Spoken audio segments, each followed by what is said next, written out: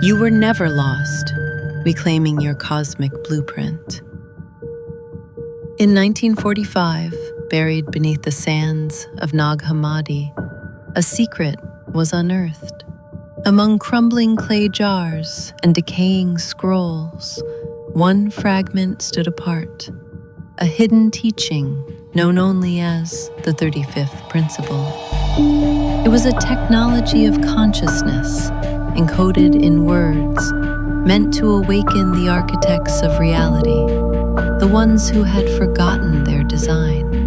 But before the revelation could spread, it was buried again. Today, something in you stirs because you recognize the signal, not with your mind, but with your memory.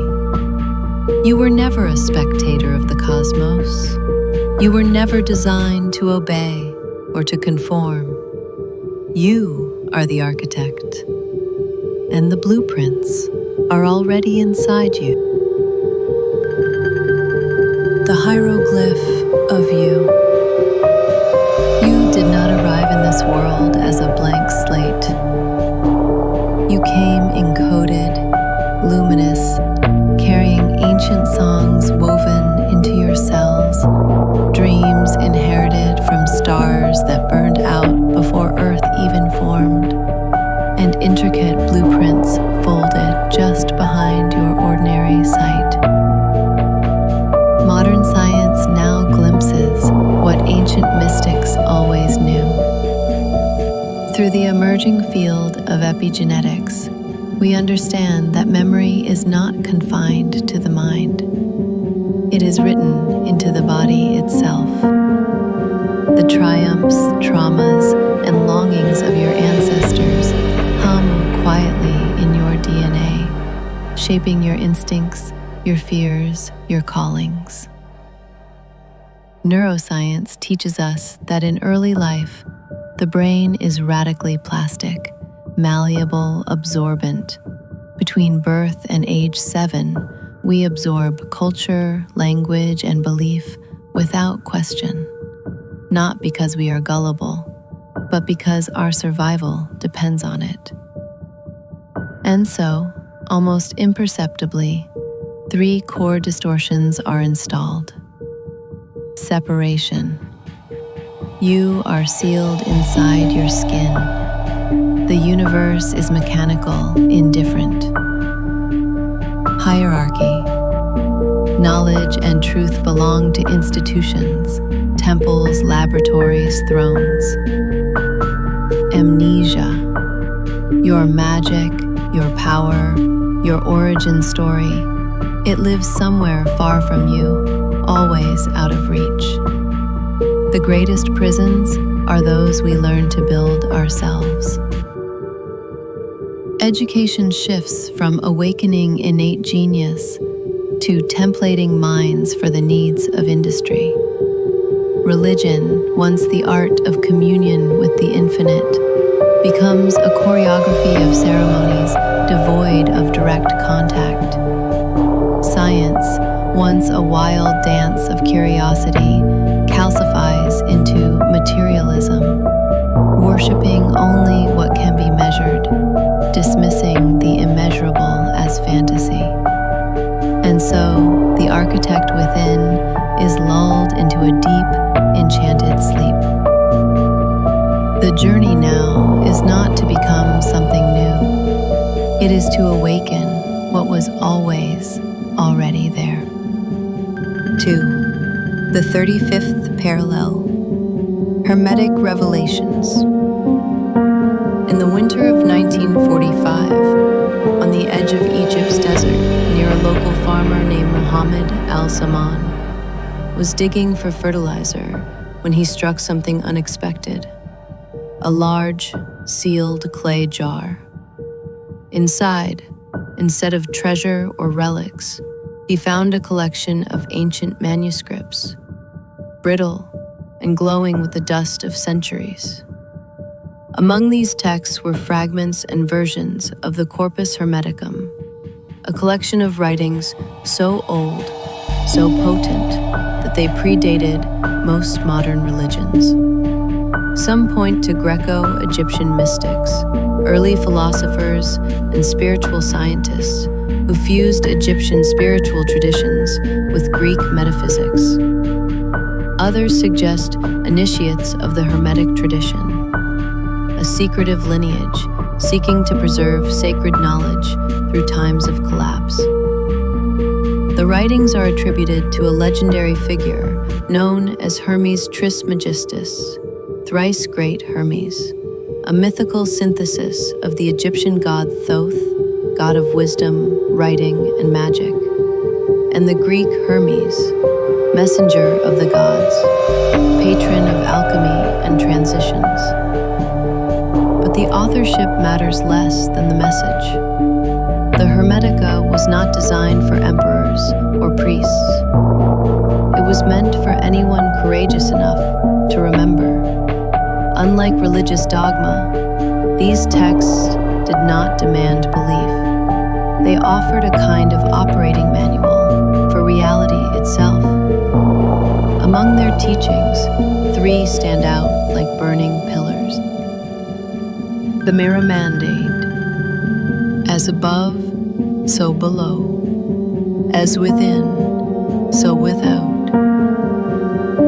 Modern science, particularly fractal geometry and quantum field theory, echoes this truth. The patterns of galaxies and the folds of your brain mirror one another.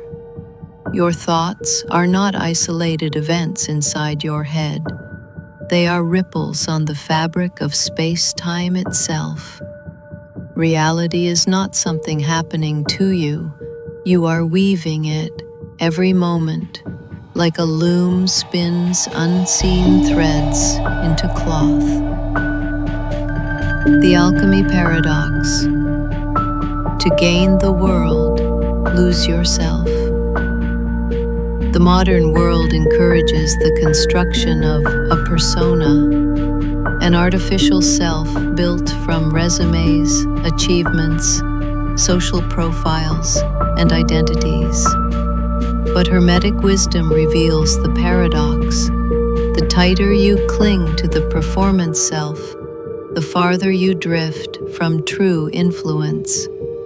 Real power, real resonance, emerges not through dominance, but through the dismantling of the mask. When the architect within you awakens, it does not negotiate with appearances. It vibrates at the source level of reality itself. Quantum sovereignty. All matter is crystallized consciousness. Long before quantum physics proposed that particles behave differently when observed, Hermeticists taught that consciousness and matter were not separate. Everything you touch, a stone, a gust of wind, your own heartbeat, is alive with varying degrees of awareness. The illusion of an external world is upheld only by the limits of our conditioned senses. In truth, you are not moving through the world is moving through you. 3. Neuro-Alchemy. Rewiring the inner receiver. Your brain is not a computer storing facts. It's a receiver, tuning into overlapping frequencies of possibility. The Reticular Activating System, RAS, acts as the gatekeeper of perception. It decides which streams of information you notice and which you discard. Originally designed to prioritize survival, it was later programmed by culture to prioritize conformity. When you were taught life is hard, trust only what you see, or dreams are for children, your RAS didn't argue, it obeyed. It began filtering reality, sculpting a world that validated these beliefs. But what was once a protection mechanism became a prison. You can reprogram it, not by brute force, but by altering the frequencies you hold. Shadow resonance. The traits you judge harshly in others laziness, arrogance, naivety are often disowned parts of yourself. Integration of these shadows re-expands your perceptual field. Embrace what you project onto others, laziness, arrogance, weakness, as parts of your own lost energy seeking reintegration. Dream reclamation. Recurring dreams, especially of falling, being chased, or losing control, aren't random. They are psychic fragments attempting to restore your original mythos. Treat your recurring dreams not as disturbances, but as ancient architects trying to restore your inner maps. Synchronicity protocol. When 1111 appears or meaningful coincidences cluster, it's not superstition. It's the psyche's debugging signal, alerting you to a shift in your personal timeline. The more you notice, the more you remember. The architect awakens, not through more information, but through deeper perception. 4. The Anti-System Toolkit, building a new reality. To awaken is to become inconvenient. Systems built on forgetting find awakened minds intolerable. Therefore, a new internal system must be built, one not reactive to the external, but responsive to the eternal. Tool 1. Temporal disobedience. The calendar is a cultural spell. Linear time was imposed to domesticate the wild, cyclical intelligence of human consciousness. Time was weaponized against you. The 9-to-5 work week, fiscal quarters, endless deadlines. These artificial markers trap you in loops of urgency and scarcity. Your biology is still tuned to cosmic time, even if your calendar is not. Break the spell. Organize your days around energetic rhythms, not arbitrary schedules. Notice when creativity surges and trust it, even if it's 3 a.m. Rest when stillness calls, even if productivity screams otherwise. True time moves in spirals, not straight lines. Tool 2. Linguistic sorcery. Language is not descriptive, it's creative. Each phrase you repeat shapes the architecture of your inner and outer life. Replace "I can't" with "I choose otherwise."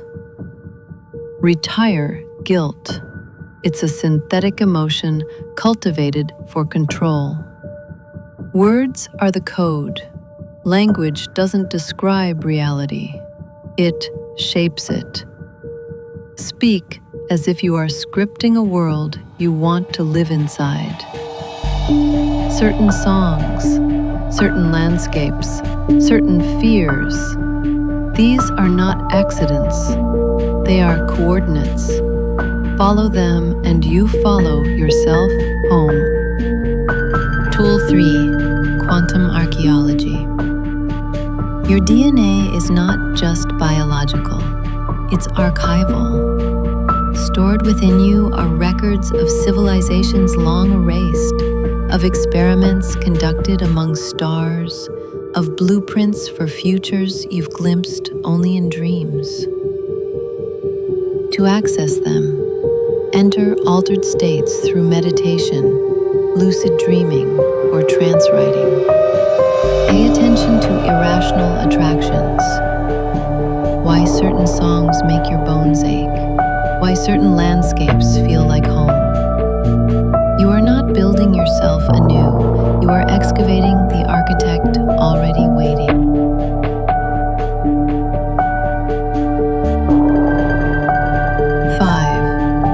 The initiation at dawn, climactic emotional peak. At 3:03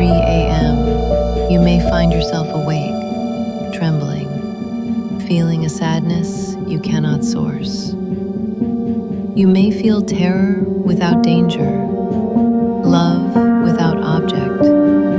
This is the in-between. It's recognition. The architect has always been here. You are not becoming something new. You are stepping back into the design. 6. The invitation. Explicit call to action. The next step is not grandiose. It is personal, immediate, and quietly radical. Tonight, before you sleep, write down one truth about yourself that you have always known but often doubted.